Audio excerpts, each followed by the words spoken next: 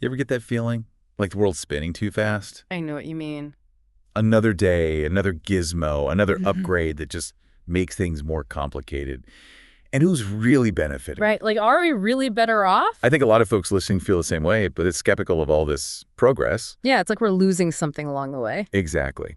And it all kind of came to a head with that Cybertruck story, the one you sent me about that explosion in Vegas. The one on New Year's Day. Yeah, that's the one. It really struck a nerve. It's a tough one. It's not just the tragedy, but, it brings up those fears people have about technology, like it can turn on us. Yeah.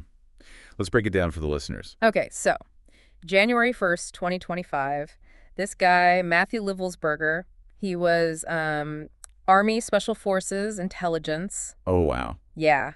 He rented a Cybertruck in Colorado, drove it to Vegas, ended up outside the Trump International Hotel, and, he took his own life.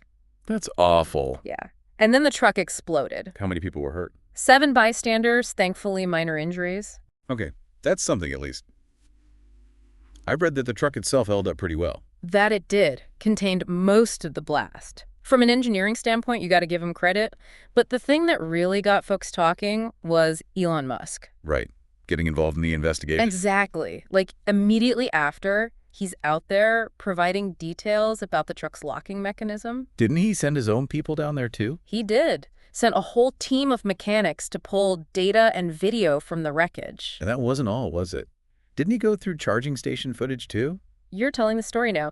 He used footage from Tesla charging stations to track the truck's route, confirmed himself that the explosion, it came from explosives in the bed, not some malfunction. I mean, on the surface, it sounds like he's trying to help, right? Yeah, you could see it that way. But it does make you wonder, what kind of information are these vehicles gathering? That's the question, isn't it? For the police to get that data, they need a warrant, all that. Yeah. But a private company, And the CEO himself, it's unnerving.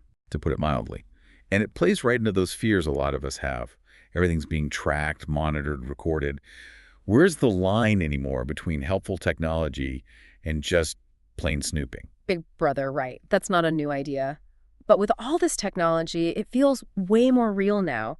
Like, we're giving up our privacy for a little convenience and some fake sense of security. And it's not just a feeling anymore. This Cybertruck thing, it makes it real. Absolutely. This futuristic truck, all that data, and someone can just, access it, use it, and we don't even know how. Where does it stop? Who gets to decide? It makes you think. It does. It feels like we're handing over control piece by piece to these tech companies and their algorithms, and we don't even know what we're giving up. It's like we're sleepwalking into the future. And we might not like what we find when we wake up. And the irony, right, this Cybertruck, it's supposed to be progress, the future. Yeah. And it ends up part of this horrible event. It's almost like a warning. Like, be careful what you wish for with technology. You never know how it'll be used. You're right. We get so caught up in the shiny and new. Yeah.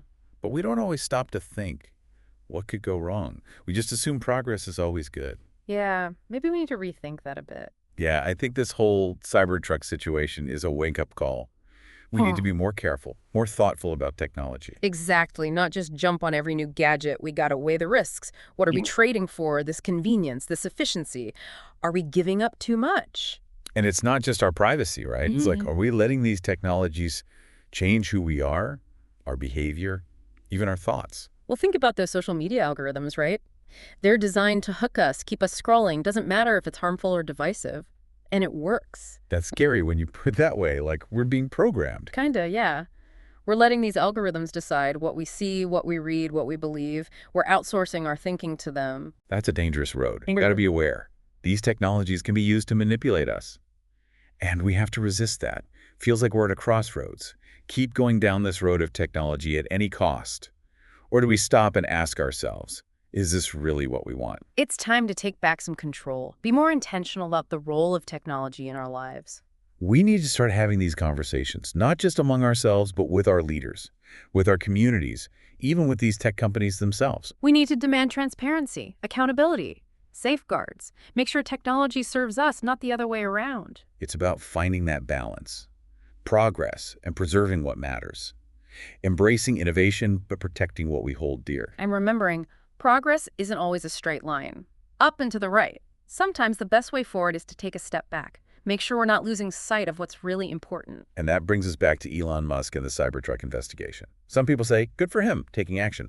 But I think it raises some big questions about the power of these tech CEOs. And where are the rules? Who's watching them? Slippery slope, isn't it? I mean, maybe he helped solve a crime. But what about our rights? What about due process? And their privacy policies, it's also vague, like a blank check to collect and use our data however they want. Oh, they're collecting it all right.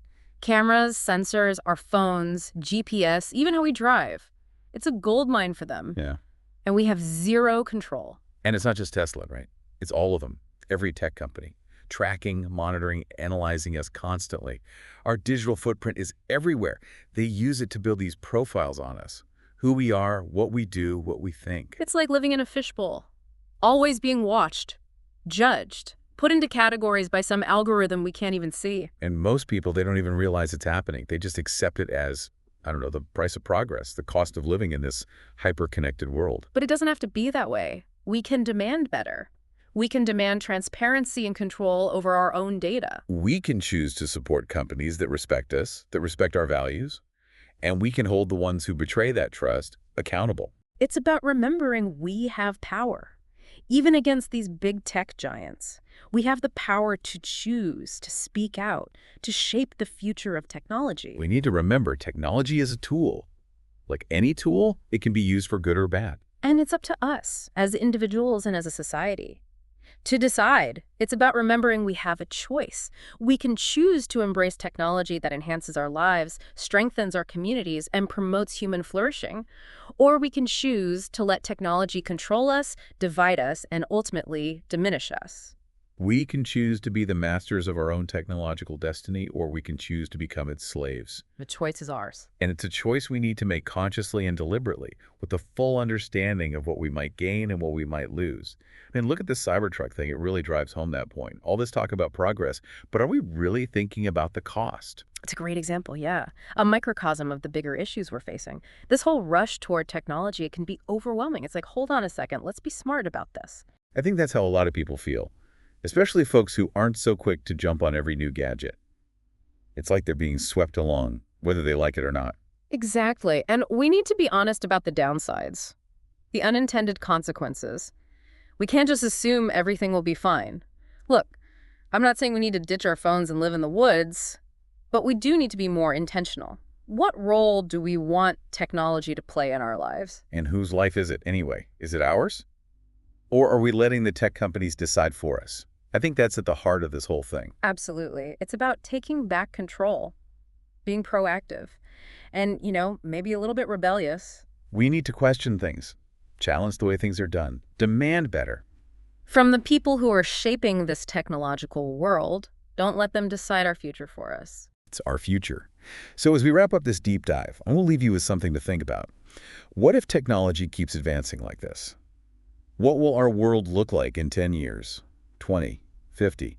What will we still value? What traditions will we hold on to? What will it even mean to be human in a world of AI and constant connectivity? Will it be a world where technology makes us more human? Or will it be a world where technology, kind of makes us less than human? The answer.